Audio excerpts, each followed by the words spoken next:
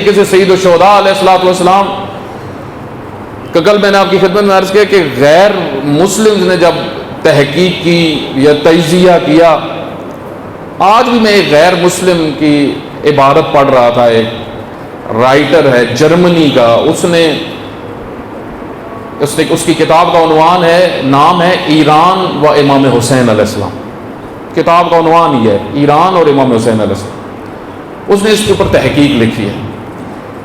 وہ کہتا ہے کہ میں نے سید الشہداء حسین ابن علی کی زندگی میں غور کیا، ان کی نہضت میں مجھے جو بہت خوبصورتیاں نظر آئی ہیں، ان میں ایک چیز کہ عموماً جنگجو جو میدان میں جاتا ہے اس کے اندر موت کا خوف ہوتا ہے، لیکن ان کے اندر موت کا خوف نہیں تھا۔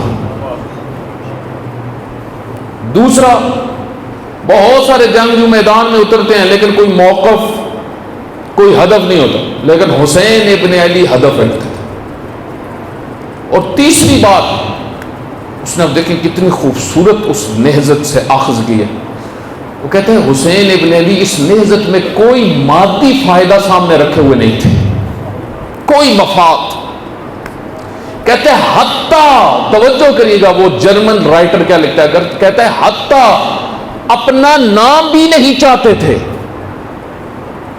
یہ تو بعد میں اہل البیت علیہ الصلوۃ والسلام نے سید الشہداء کی شخصیت کو اور عظمت کو اللہ نے عزت دی، اللہ نے سید الشہداء علیہ الصلوۃ والسلام کا نام، ان کی نہضت کو ہر جگہ پہ پھیلا دیا۔